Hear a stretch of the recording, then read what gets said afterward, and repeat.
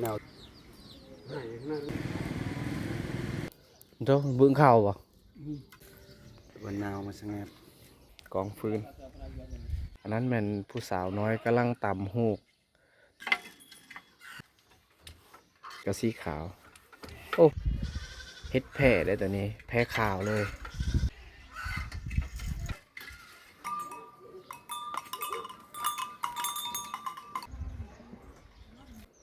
ฮอดฤดูแล้งแล้วมันจะออกเป็นดอกนะทุกคนบางทีก็เฮ็ดขายเลยนะ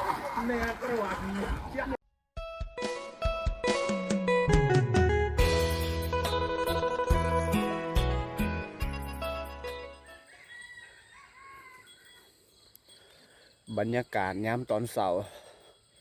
เอาสบายดีตอนเช้าและก็สบายดีพ่อแม่พี่น้องทุกคนเด้อที่กำลังติดตามและรับชมวิดีโอเบาเก้บ้านป่าทุกคนเลยตอนนี้เบาเก้มาอยู่ที่หมู่บ้านนะกำลังย่างเขาหมู่บ้านเลยตอนนี้นะสี่เลาะฟิงไฟยามตอนเช้าเลยก็ว่าได้นะหรือว่าจะพาทุกคนไปรับชมวิถีชีวิตชาวบ้านในช่วงฤดูเก็บเกี่ยวหรือว่าช่วงฤดูปลายฝนต้นหนาวแต่ช่วงนี้ก็ข้าเจ้าบางคนก็จะแล้วเข้าแล้วนำแล้วได้ทุกคนเลยนะงัวควายก็อาจจะเริ่มปล่อยเริ่มย่างแล้วช่วงนี้ข้าเจ้าจะผูกมัดไว้อยู่แบบนี้แหละงัวควายชาวบ้านได้ทุกคนเลย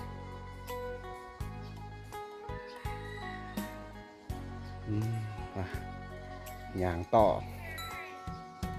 งัวที่เขาเจ้าบอดี้พูกะมันจะออกลิ้นหรือว่าออกกินยาก่อนเลยเปล่าเนี่ย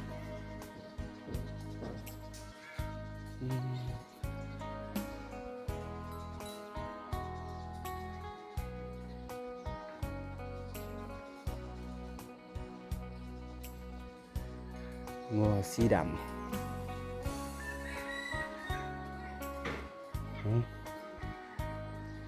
งัวสีดำนี่คือคอกแบบักใหญ่เลยห้องน้ำบางหลังคาก็จะมีห้องน้ำนี่แหละบางหลังคาก็ยังบ่ทันได้มีได้ใส่เลยบ่มีเงินบ่มีคำสิเฮ็ดไปเข้าฮอดหมู่บ้านแล้วนะย่างมาแต่หมู่บ้านเบาเพก็300-400 เมตรนี่แหละหาผิงไฟได้เดินมาหาผิงไฟกลางหมู่บ้านตอนเช้าตอนนี้ตะเว้นก็ฮักสิออกฮักก็กำลังสิออกเลยพอเฒ่าเพิ่นก็กำลังนั่งผิงไฟมังสีถามพอเฒ่าเพิ่นเด้อแต่ว่าจะถามเรื่องภาษาเขาเองนะถามเรื่องภาษาชาวบ้านนะทุกคนจังได้เฮงบ่วาดนี่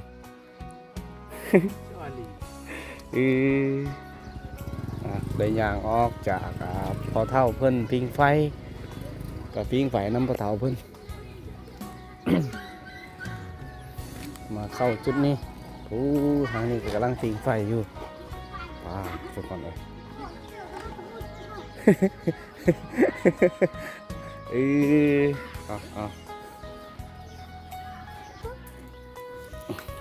โอ้แอมสปวนหนาวจะตายก็จูบเบียนพาได้จูบเบียนก็นิยมตะได้เอาได้พิงไฟจักน้อยประมาณ30 นาทีได้พิงไฟตอนนี้ก็สีเลาะหมู่บ้านคือเก่าทุกคนเบิ่งเขาจะเอาพิงไฟพิงอย่างนั่นแหละ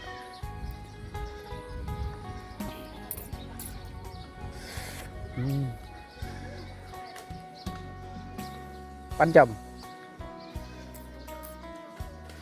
แต่เลาะหายิงนกแต่เสา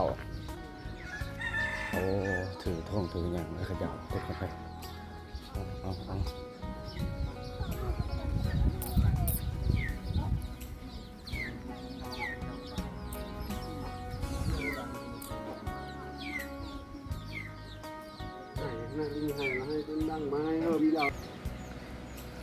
มาอยู่จุดนี้อีกทุกคนเลยผู้เขาเจ้าขามเหือขามยังพวกเขาสิไปยังบ่เขาสิไปตลาดตะลี่นี่แหละตอนเสาร์นะพวกทางพุดคือเขาเจ้าแบกยังแบกเข้านี่แหละ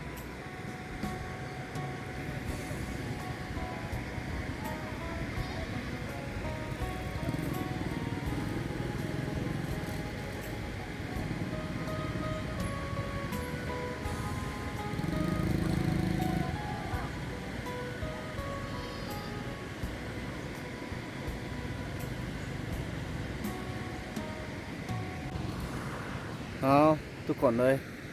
บรรยากาศในยามตอนเช้านะได้นั่งฟิงไ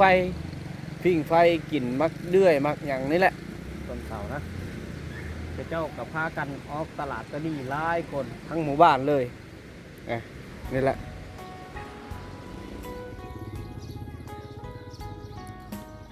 ผ่านไปเป็น5-6 นาทีเลยทุกคนเลยตอนนี้ก็มาอยู่ที่หมู่บ้านนะเนาะสิมาฟิงไฟกับพ่อเฒ่าเพิ่นเจ้าเบิ่งเข้าบ่เหมือนเดิมเนาะก็ยังเข้าปืดนี่ตังโอ้ยหนาวบ่ค่อยวันนาวมาสงัด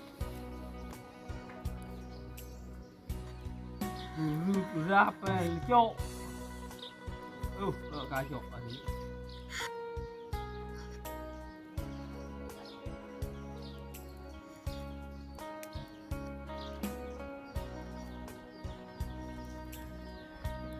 non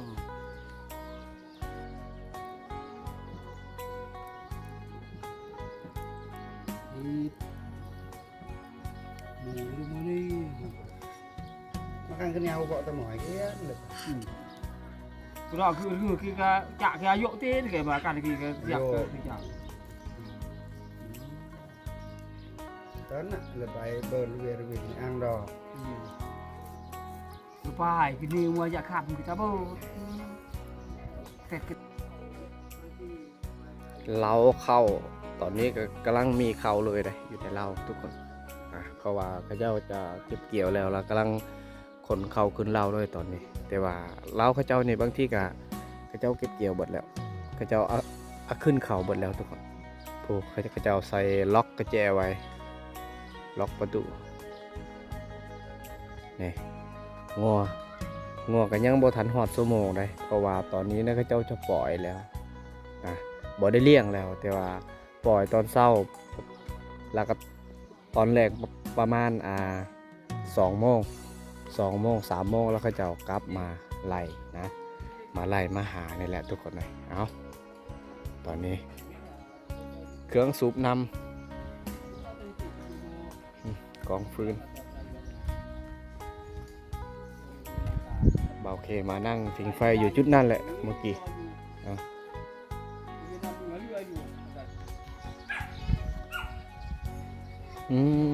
ทุกคนเลยอันนี้คือเหือที่กระเจ้าเฮ็ดลมอยู่ในแกงที่บ่เคยได้ยินข่าวมื้อนั้นนะแต่ว่าตอนนี้กระเจ้าได้หาเจอมันขาดอยู่ครึ่งหนึ่งเลยขาดระหว่างกลางตอนนี้กระเจ้าได้คนพบแล้วนะพบหางพบหัวไปทุกคนเลยอันนี้มันบอลตากหน่อไม้เลยสังกะสีที่หน้าที่สุดแล้วก็จะมาซื้อมาใส่เลยกำลังยางตามหมู่บ้านเลยก็ว่าได้ตอนนี้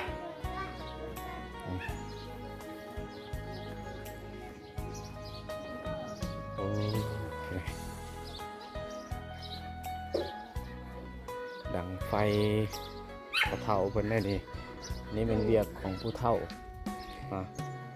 มาปัดมากวาดแถวนี้แล้วมาจูดเลยแบบนี้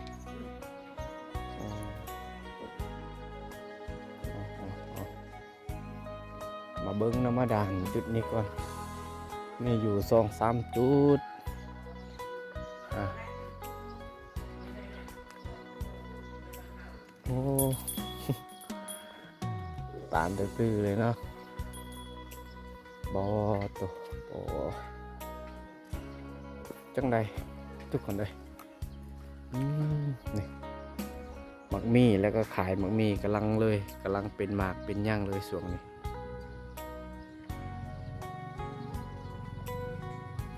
สบายดีพระเจ้าเขียนว่าสบายดีน้ำออกอยู่บ่บ่ออกเลยมันบ่ออกเลยทุกคนเลยนะก่อไว้กับบักใหญ่ๆอยู่อันนี้คือแคมบ้านแคมบ้านเลย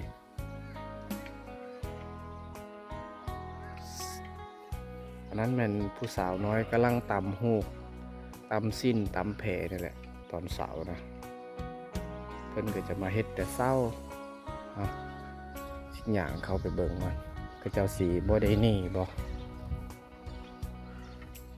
akan ro ke pre man roบ่ไว้ทางญาตานเห็บเหียบ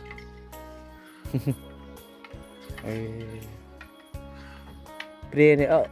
รูปแม่กลอเมียนเลยกี้ยำเม่นอันนี้เด้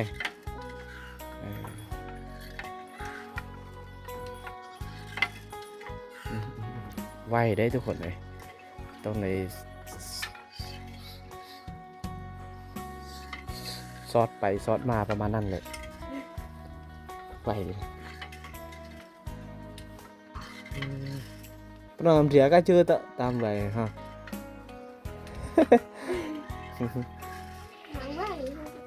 ไว้ตามนี่คือหลอดที่กระเจ้าเฮ็ดไปแล้วก็จะมาใส่อยู่นั่นก็สวยนั่นแหละหลอดก็สีขาวโอ้เปลี่ยนนี่กี่ฮะเปลี่ยนตัวนะ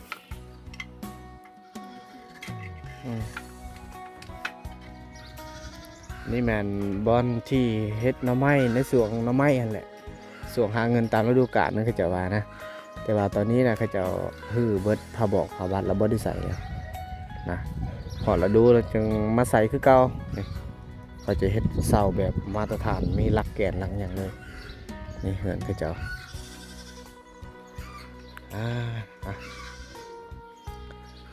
วนมาเบิ่งผู้สาวหน่อยนะกำลังตำผ้านะครับเฮ็ดแพร่ได้ตัวนี้แพร่ขาวเลย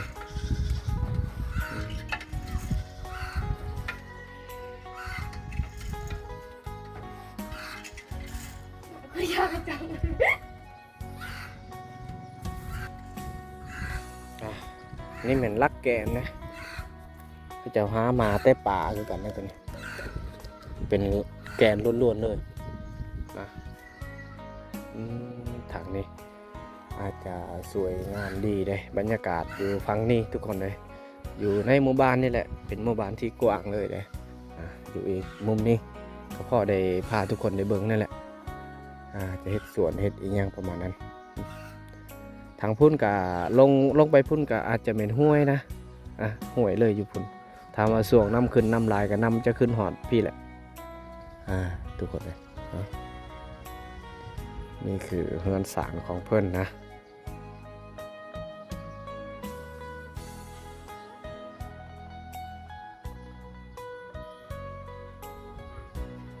อันนี้เป็นสวนเขาจะหาเห็ดใหม่ๆเลยแมนสวนที่เขาจะปลูกด้วยขิงเลยตามเบิ้งแล้วก็มาพริกกำลังเป็นมากเลยตอนนี้พักเสริมปลูกใส่ล้างเบียร์ที่หมดอายุการใช้งานบ่ได้มีขวดเบียร์ขวดยังแล้วเขาจะมาใส่ดินนี่เป็นกกมังนาวเลยมังนาวเลยกกมังนาวเลยทุกคนตอนนี้มันกำลังเป็นมากอยู่แต่ว่าสงสัยอาจเจ้าของเพิ่นเอาบดแล้วเอากินบดแล้วมากยังเลือดแต่กกนะ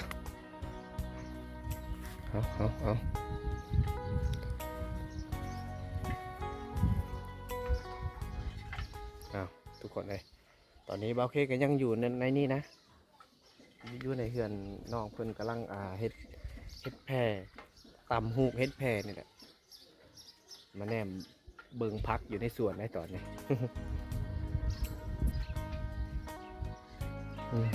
อันนี้แมนหอมป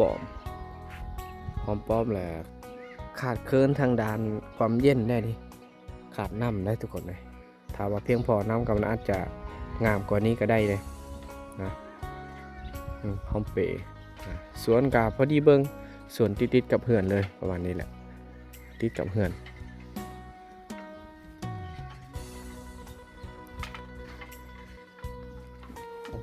วนมาเบิ้งน้องเพิ่นกำลังตำเลย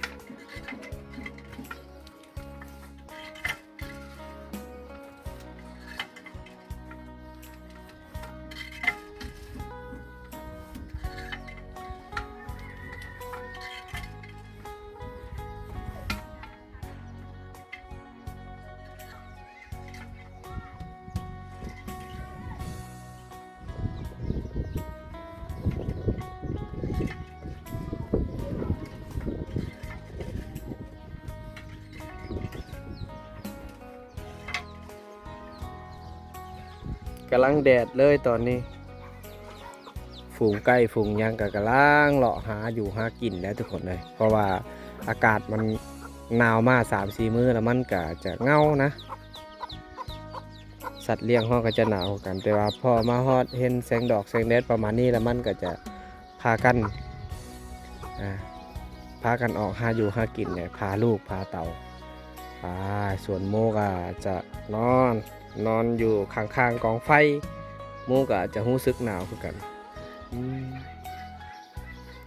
เอาทุกคนเนี่ยขอกแบตอนนี้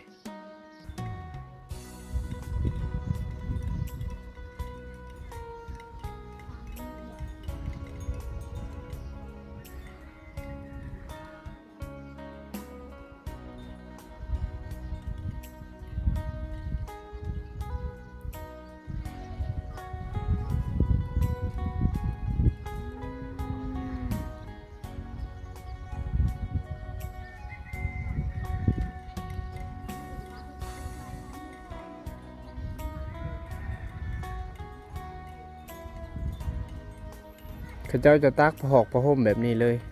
สบายเลยนะ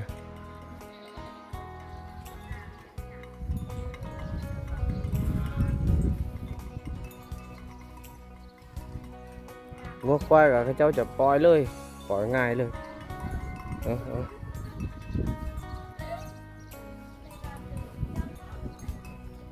พอเท่าเพิ่นกำลังปล่อยงัวสีทามพอเท่าเพิ่นครับปล่อยเลยกูไปปล่อยเลย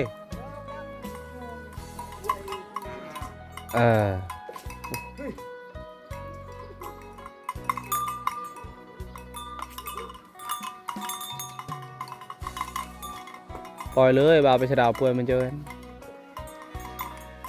ต้องได้ปล่อยเลยได้4-5 มื้อ2-3 มื้อต้องได้ไปไล่มือเท่านึงได้ทุกคนเลยงัวพอเท่าคน6 ตัว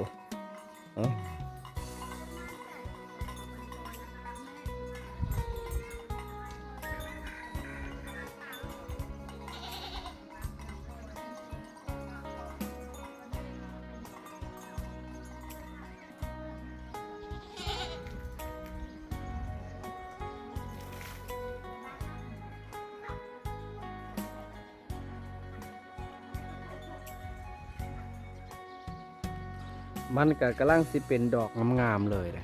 ดอกอันนี้ที่งามที่สุดกำลังสีออกเป็นดอกแล้วส่งนี่ฮอดฤดูแล้งแล้วมันจะออกเป็นดอกเลยทุกคนจักกกอีกอย่างจักดอกอีกอย่างแต่ว่าเสียดายที่อันกกมันไม่น้ำเลยถ้าว่าเราถืออาจจะเจ็บมันจะเป็นดอกเป็นหมากได้ทุกคนเลยนะนั่นแหละดอกก็ออกสีอย่างบอกสีแดงสีส้มพูประมาณนั้นแหละอยู่จุดนั้นก็มีนะโอ้ทุกคนกำลังสิออกเป็นดอกเลยสิ่งที่บ่ควรพลาดก็คืออันนี้ทุกคนเลยกองไฟนะ หมาเฮือนได้ก็ต้องได้เห็นกองไฟแบบนี้ก็เจ้าจะนั่งตอนแรงตอนเศร้าแต่ว่าช่วงนี้ก็เจ้าบางทีก็ไปสวนนะไปสวนหรือไปหยังนั้นนี่ทุกคนเลยเขาจะบ่ได้เจอเขาเจ้าพิงไฟถ้าว่ามัดตอนแรงประมาณ2 โมง 3 โมง 4 โมงแล้วอันจะเจอเขาเจ้ามานั่งพิงไฟอยู่จุดนี้นี่แหละเป็นวิถีชีวิตของคนชนบทบ้านป่าอยู่ในเขตสปป.ลาวเลยก็ว่าได้ทุกคนเลย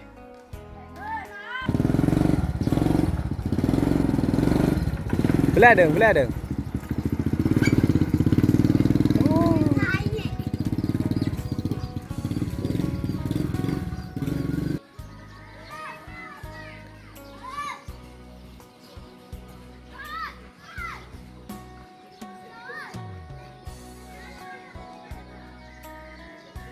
มาแต่ไปเอาน้ำได้ทุกคนเลย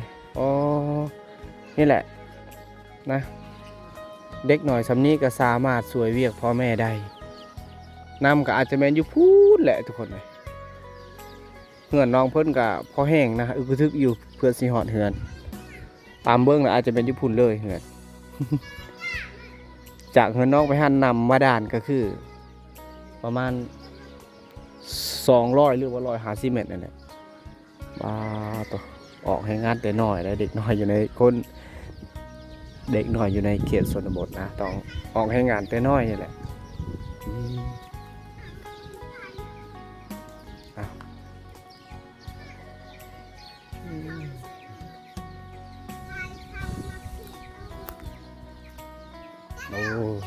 ลกไก่ตำเบิ้งแล้วเขาเจ้าเฮ็ดขายเลยนี่คือว่าลายก็ดอเลย บางทีก็เฮ็ดขายเลยนะ4-5 อันอยู่เงินไก่ทุกคนเลยเงินไก่หรือว่าโลกไก่นะหมู่บ้านเขาเจ้าเนี่ยเต็มไปด้วยส่วนพักก็มีหลายและอีกอย่างพักก็จะใหญ่โตแล้วนะนี่ก็ฮอดฤดูกาลเฮ็ดสวนแล้วเวียกแล้วงานก็จะเริ่มเฮ็ดสวนแล้วผู้สาว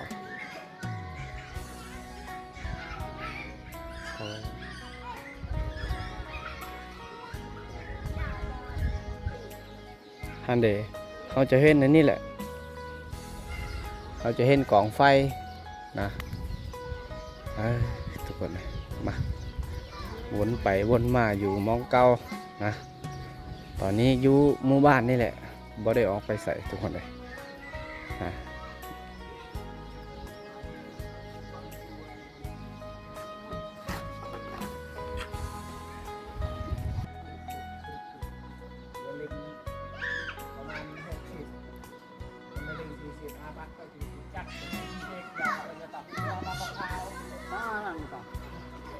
Ini aja misalnya aja tak. Kalau kena ini kalau kena anak aja. Asma. Ini keruak ini. Siap ini. เอาผ่านไปอีก 2-3 นาทีผู้ทางพุ่นกันยังบ่แล้วอยู่ฟิงไฟตอนนี้ก็9 โมงแล้วทุกคน9 โมง 10 โมงบ่าวเพก็สิย่างเมื่บ้านนะมาแต่เช้าเลยได้มาแต่เช้าเลย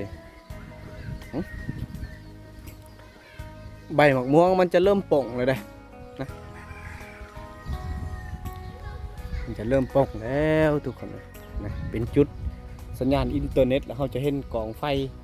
นี่ประมาณนี้แหละ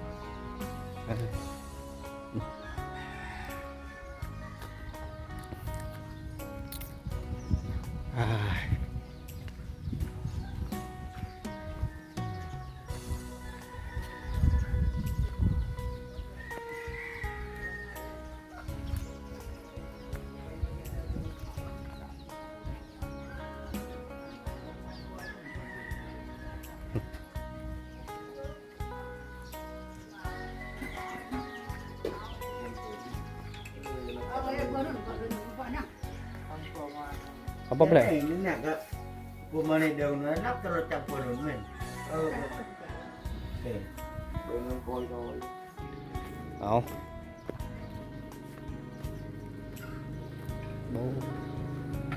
โอ้สมตาดเนาะ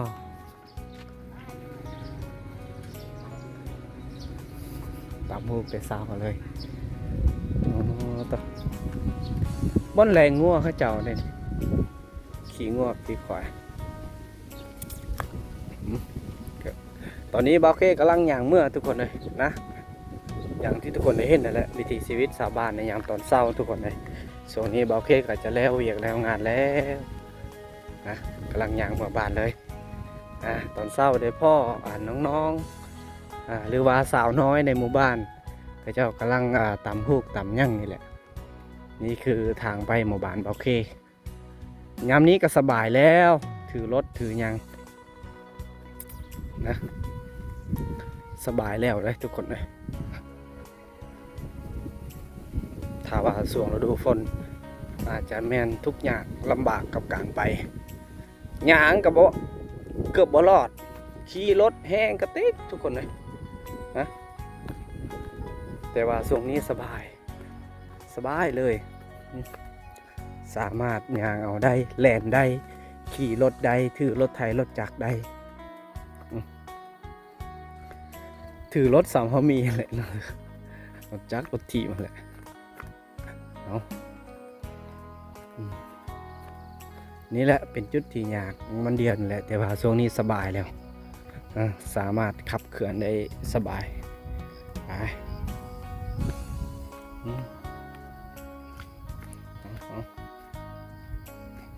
นี่ถ้าว่ายามนั้นมันจะหมื่นเลยขณะย่างก็ต้องคอยถ้าว่ายางไว้กับมันสีพลาดล่มนะทุกคนไปกำลังย่างเลยตอนนี้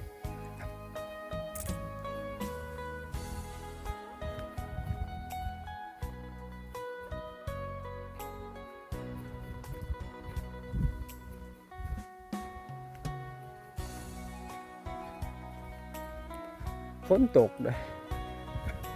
ยามหนาวยามนี้ฝนก็กำลังตกตักอีกอย่างแหละมือใดที่มืดครึ้มแล้วฝนก็มันจะตกเลย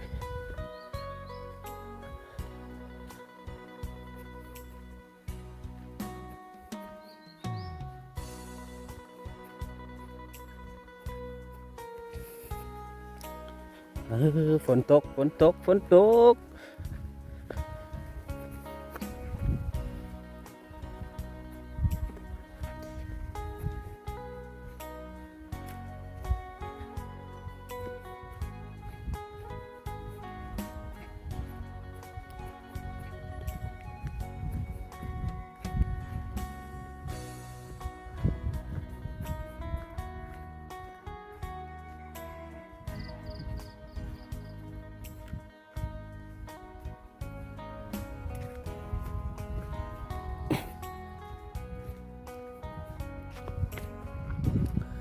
ไม่ดูเลย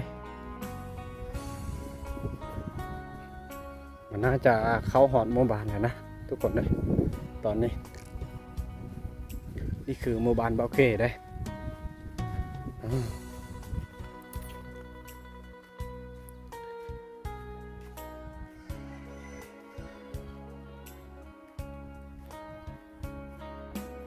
บ่อนนี้ก็คือเจ้าคุดแล้ว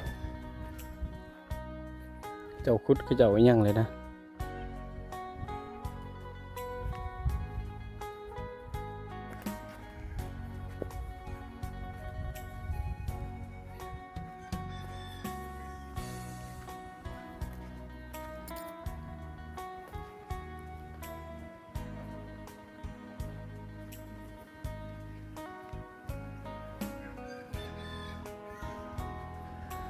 ทุกคนเลยนะตอนนี้บ่าวเคกจะให้ทุกคนได้เบิ่งวิถีชีวิตชาวบ้านในช่วงตอนเช้าก็นี่แหละอย่างที่ทุกคนได้เห็นเลยนะเอาเจอกันใหม่ในวิดีโอต่อไปทุกคนเลยบ๊ายบายทุกคน